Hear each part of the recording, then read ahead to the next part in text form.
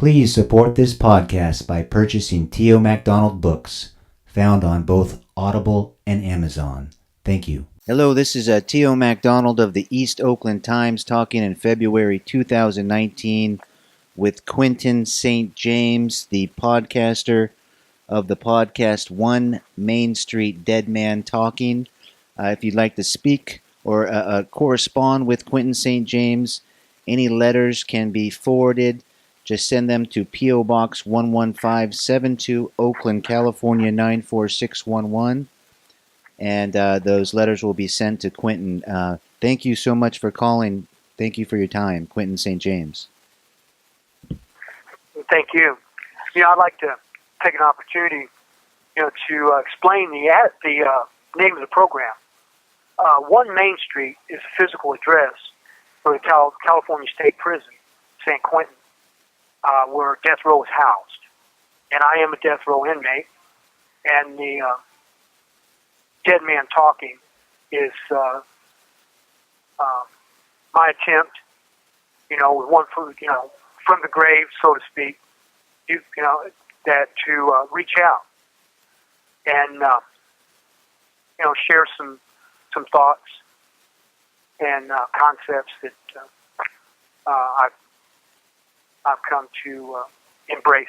Yes, and also, don't they? I mean, when a death row inmate is walking down the halls, don't the COs say something along the lines of "dead man walking"?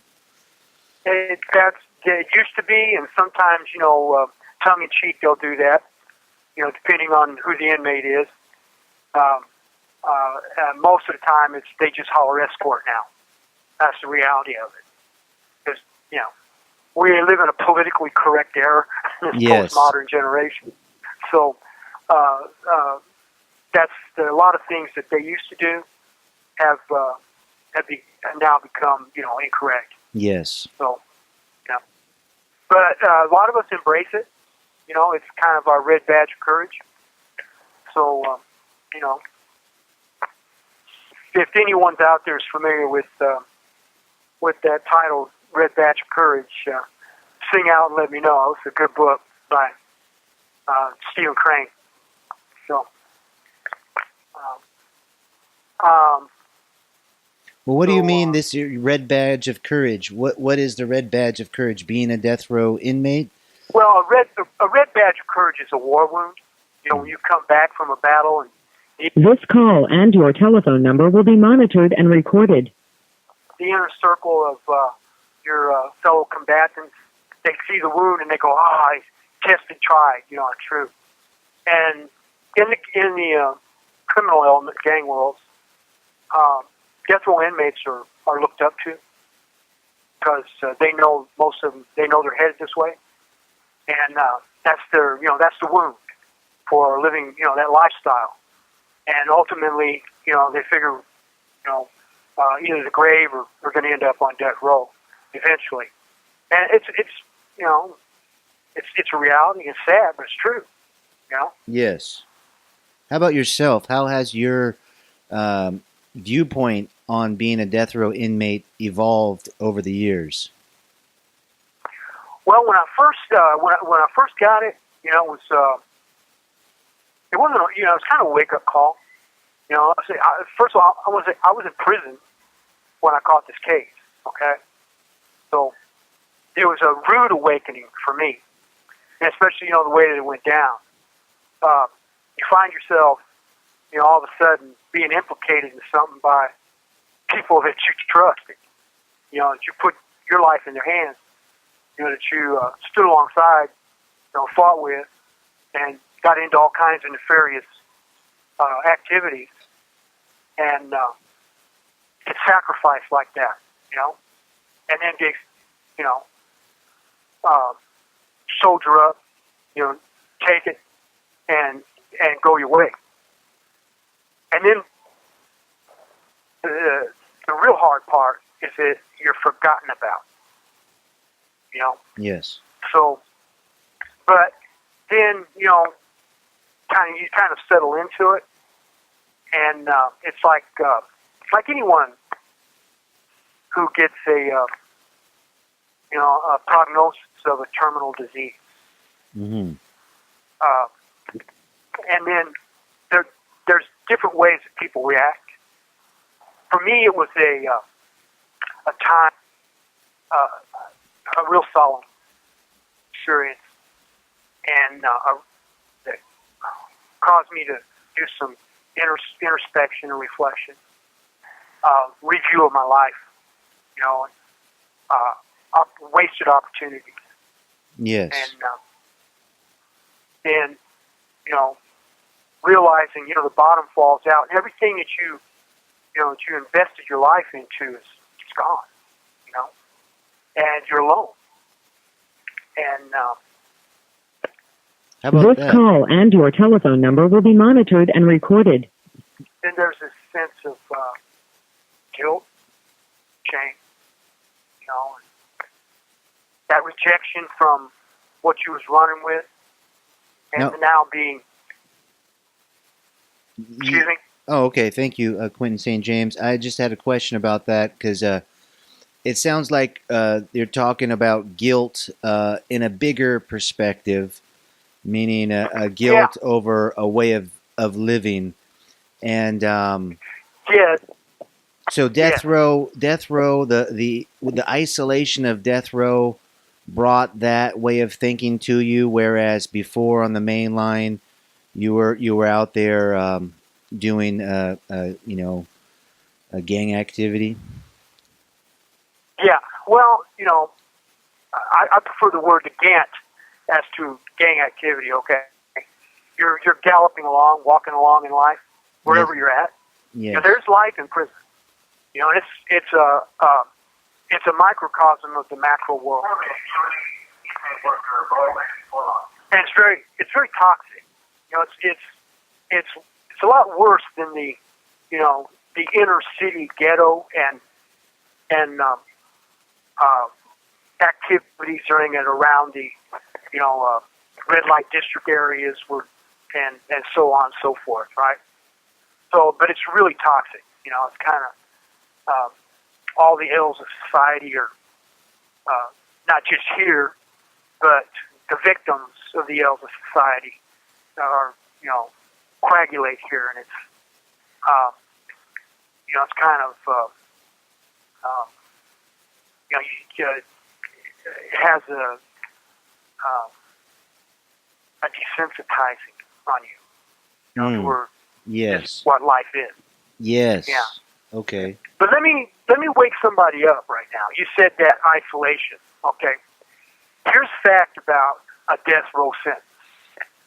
You're immediately isolated. You're in a cell by yourself.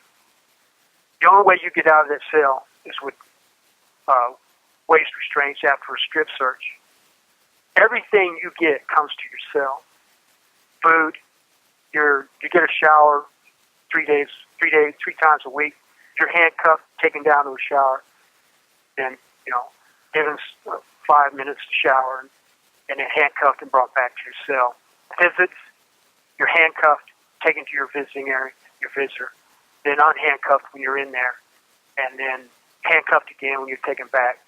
Medical, anything, anywhere you go, you're handcuffed. This is a reality of life when you end up here. It's a small cell. Our cells are 6 by 12. You have 60 seconds remaining.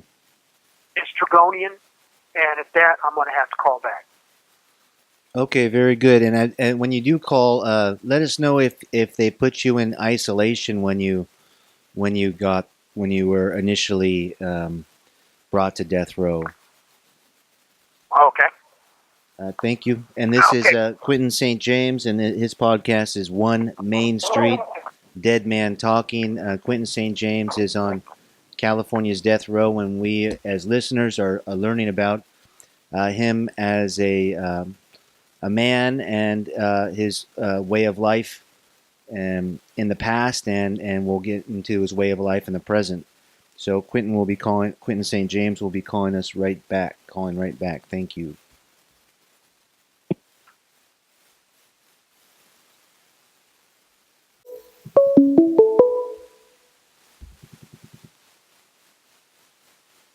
This is Global Link. You have a prepaid call from Quentin St. James. an inmate at the California State Prison, San Quentin, California. This call and your telephone number will be monitored and recorded. To accept this call, say or dial 5 now. Thank you for using Global Link. Hello, this is Tio MacDonald of the East Oakland Times speaking with Quentin St. James of California's death row, and he's breaking down the row and living on the row and living in a one-person cell. Hello. Yes, where I left off there was the isolation. Like I said, I was on a level 2 yard, working as in receiving and release. They call R&R, as a clerk, and I had made my way back to the dormitory in which I was housed for a lunch break. And on the way there, or shortly after I got to my bunk, I was summoned over the public address system to report to the MACSHAC control. And it was there that I was placed in a holding cage and told that I was under arrest and being charged for a murder, and that they were seeking the death penalty. So by that evening, I was taken to the central building of Chino, California Central, which is a maximum security, and placed in what is a SHU program. It's a segregated housing unit. Mm-hmm. And at that time it was Palm Hall. But I was housed over in the overflow section of Cypress. And from that time forward, my environment from the dormitory went to bars with a grill cage in front of the bar, tray slot or food port, and rails and a fence and walls and bars, the fence and razor wire. And as I look out my cell right now, I'm under the same conditions that I've been, these conditions for the last almost 30 years now. Because I was arrested in 91. It took 5 years for the trial. And during the trial, I was placed in county. I fell out of Riverside. I was placed in a one-man cell in what they call high power. And under the same conditions, you're out. But there they'd let you out in a day room by yourself for 30 minutes a day for a shower and a phone call. So that's life when you reach the bottom. You know, and it was at that point that's the physical bottom, and then there's an emotional descent, and everything just kind of starts unraveling, you know, and not for everybody. Most people just go on. But in my case, it was a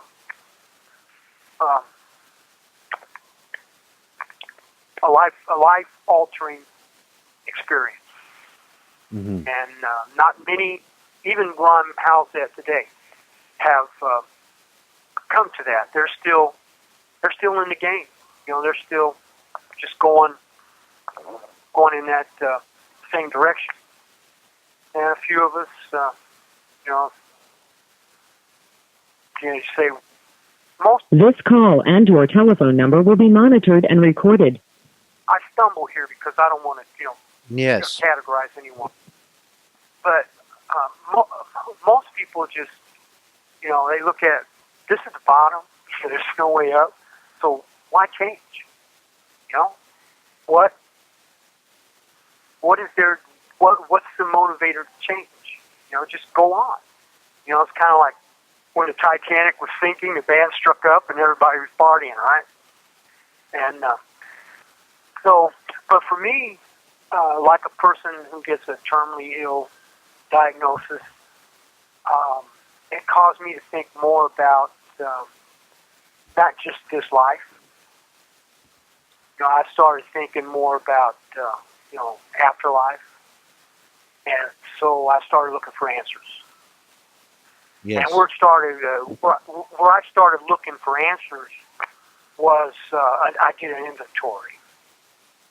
And like you talked about, you and I discussed earlier about a foundation. When you start to work on something, it starts with a good, solid foundation. Well, my cracked foundation, broken foundation, so to speak, was placed on very toxic ground. Like you have, like in Bayview, where are these old ship here in the Bay areas where the old shipyards are trying to build, low-income housing. Yes. They're finding the ground so toxic. So it was kind of a thing like that. So it was, I had to, do a lot of landscaping, and cleansing.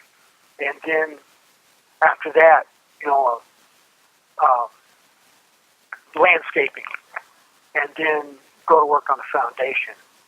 So, my environment that I was in was not conducive, but something was happening inside of me that was superseding my environment around me and my ignorance. So I didn't know where to look. So when you're locked up, you have a limited source of resources, and I started. I had become pretty much. I enjoyed reading, and I'd read historic novels that were based on historic events and stuff. But I came across a book that was written by a man, and it was just entitled, Simple Faith. Or Hand Me Another Brick, I'm sorry. Hand Me Another Brick. And the title struck me. Mm-hmm. So I started reading it. And it was about, overcoming obstacles, around you, the wreckage, and, commitment, dedication, fortitude, and perseverance. And the word fortitude struck me. And so I got a dictionary and I looked it up. And the definition that I got for it at that time was strength and courage to persevere in the face of danger. And I was familiar with danger all my life. And I was,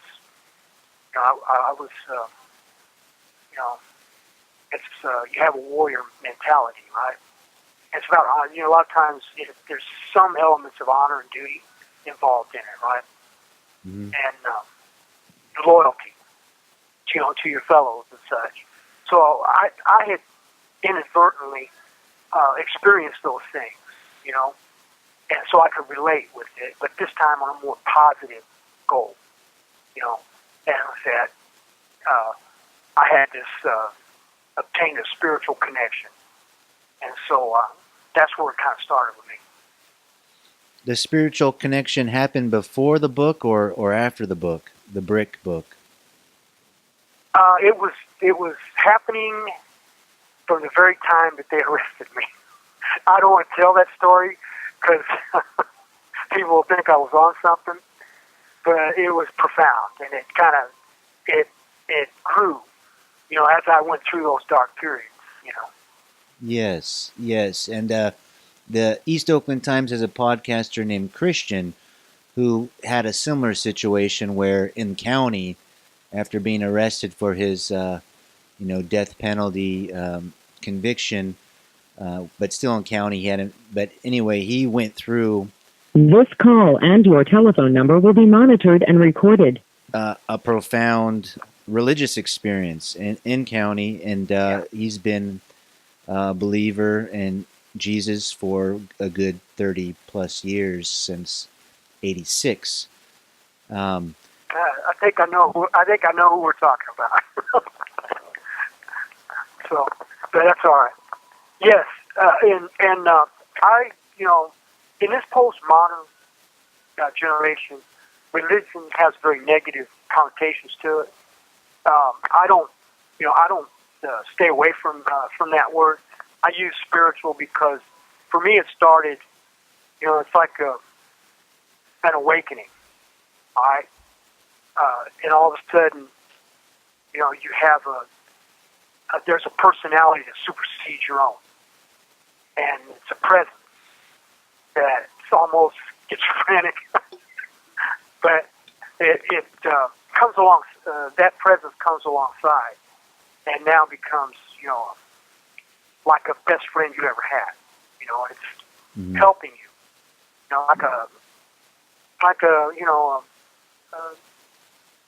A captain pilots a ship. Yes. Like a lighthouse. In the distance. Like a voice. In the darkness. Like an intuitiveness that we have inside and such. Mm-hmm. And so, I'm big on relationships, with a higher power that's greater than myself.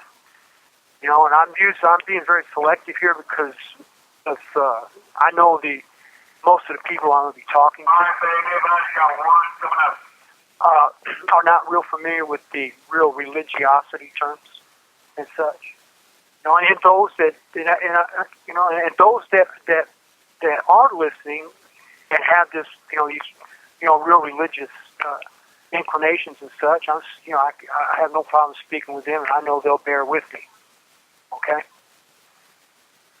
Yes. I have a question.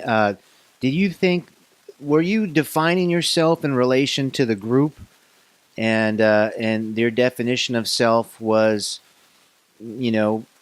whatever, criminal or tough guy or down for the creed? Were you defining yourself in the relation to the group? So once you were released from the group, you began to look at yourself. Listen, there's a big dilemma, okay, Yes. about that. Yes. What it's really all about is oneself, selfishness. Okay, that's the core of it. Selfishness. All right.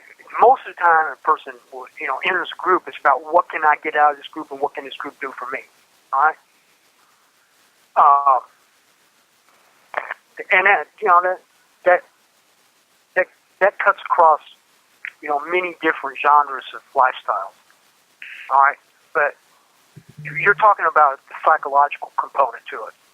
I want to warn you in advance. I've studied Freud, Carl Jung, Abraham Maslow, Carl Jung, Erik Erikson, Binet, and childhood development, and such. I've read books from postgraduate level in psychology, sociology, and cultural anthropology.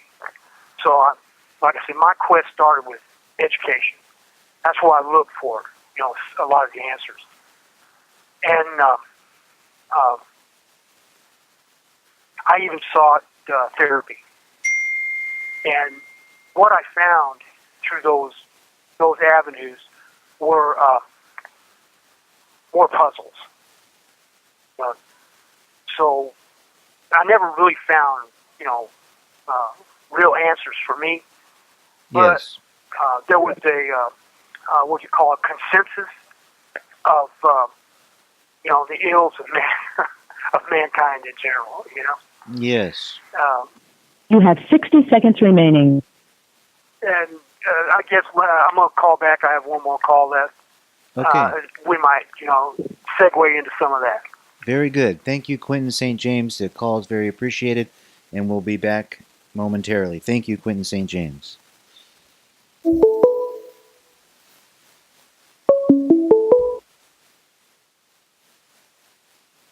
This is Global Tel Link. You have a prepaid call from Quentin St. James. An inmate at the California State Prison, San Quentin, California. This call and your telephone number will be monitored and recorded. To accept this call, say or dial 5 now. Thank you for using Global Tel Link. Hello, this is Tio MacDonald of the East Oakland Times speaking with Quentin St. James of San Quentin State Prison and of the podcast One Main Street, Dead Man Talking. Thank you for calling back, Quentin St. James. Yes, thank you. And so we left off there with got into some psychology of it when answering your question there. Yes. Ego. Let's take ego. All right. But I did like what you said. That word, I liked what you said about selfishness, and I agree with you. And ultimately, I agree with you that there's all sorts of different psychologies, of course, but and selfishness, though, I mean, there's certain people who view selfishness in a good way because it motivates people to, in fact, capitalism in certain ways based off of selfishness because a person, like they say, the butcher is out there cutting meat not for social interest but for his own interest. Well, there are exceptions to the rule. There are some butchers out there that are not only just trying to provide a living for themselves and their family, but their real part of their motivation is to feed others. Mm-hmm. And you'll see it sometimes in their giving to needy or needy causes and such. Yes. I just want to make that stipulation. Oh, sure. And we get to the word selfishness. That is a common denominator for every man, woman, and child that's ever lived and is living now. Yes. So that's getting to the very core of the nature. And in the world of psychology, they give it a facelift and call it ego. Okay? Mm-hmm. So that's what we're going to deal with right now. Sure. Yes. It's ego. Egos can be large. Egos can be small. All right? And there's also a disease where a person lacks ego. All right? And you'll see it a lot of times with your disenfranchised, Skid Row type. Mm-hmm. They've lost, mm-hmm. And then we can see it at work in Washington, D.C. today on both sides.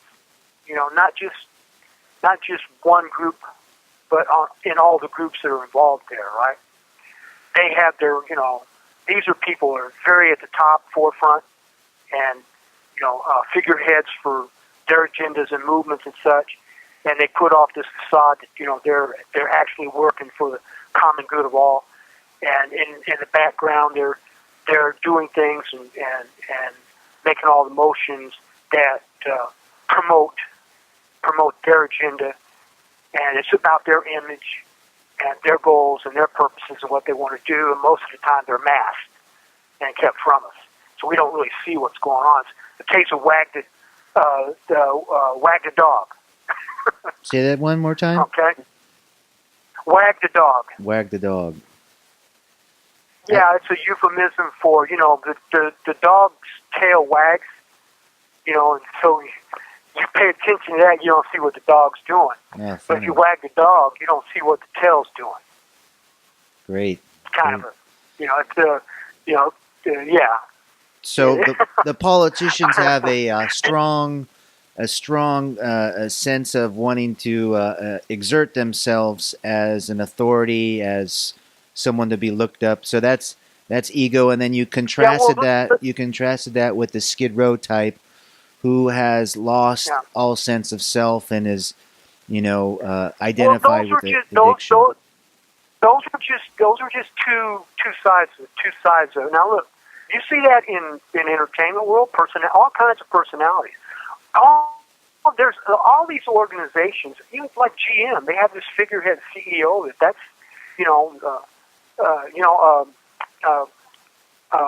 actors, Oscar winners, and all this. It crosses, every strata. It's not just politicians. It's not just Skid Row. Those are two extremes. Yes. But it's even in us. It's Yes. right here. It's I combat it in myself on a daily basis. Hmm. Self promotion is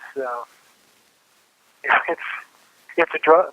Well, you encapsulated it in the notion that all people have, this characteristic of self-identification, and it can go overboard, it can go underboard, and it can be in the middle.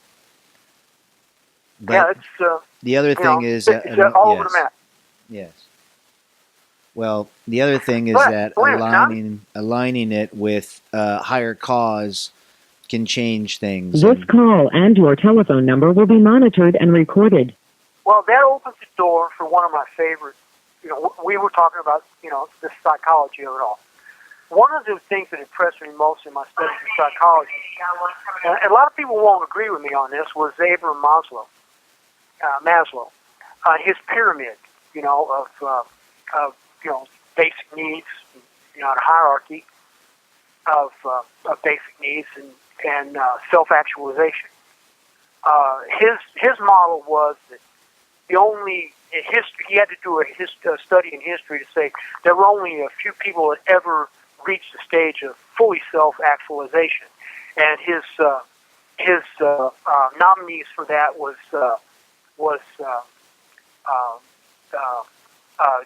Jesus, and one of the others was the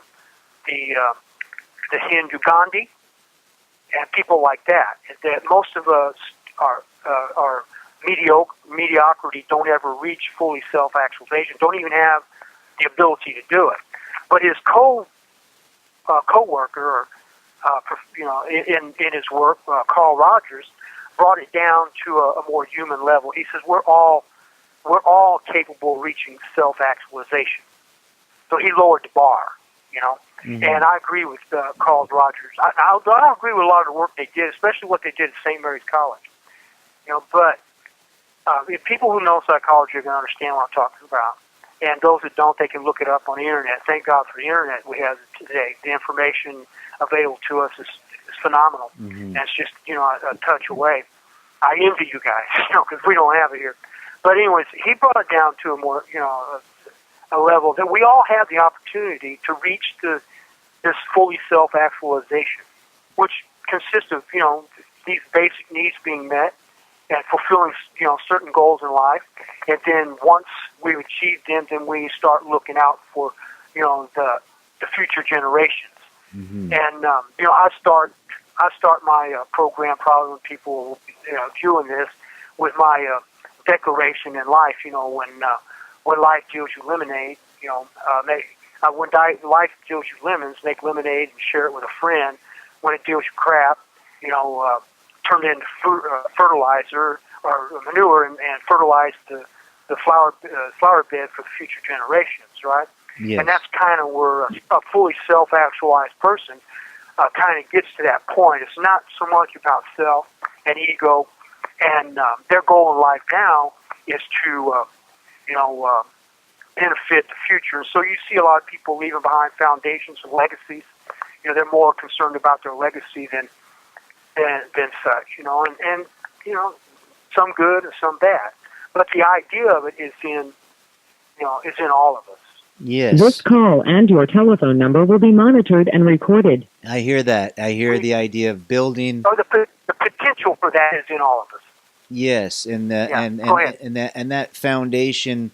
What I'm hearing is that it's founded in a notion of benefiting, bringing benefit beyond oneself, and that's probably Let's take, But how about with yourself? I'm going to take two examples that are extreme. I'm going to take Mildred Jefferson.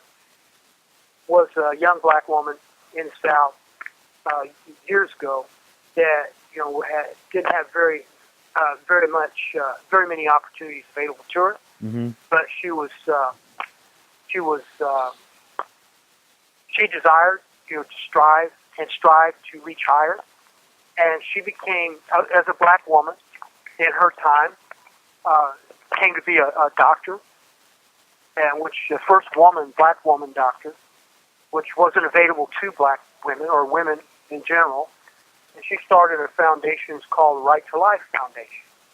So people can look her name up on the internet and they'll know what I'm talking about.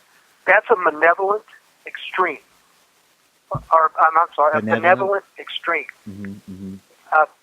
Benevolent extreme, yes. Okay? And then now we go to a more malevolent extreme. A guy by the name of Saul Lewinsky, who wrote the book, The Rioter's Manual.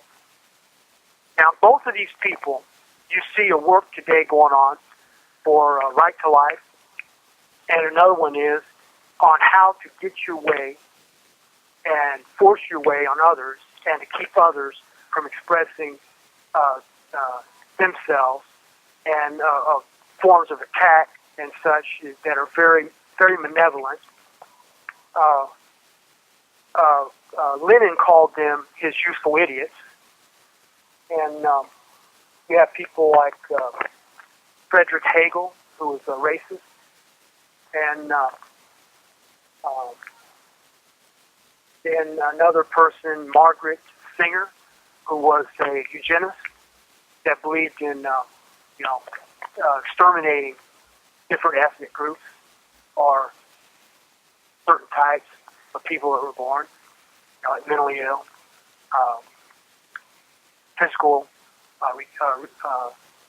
physically limited and such like that.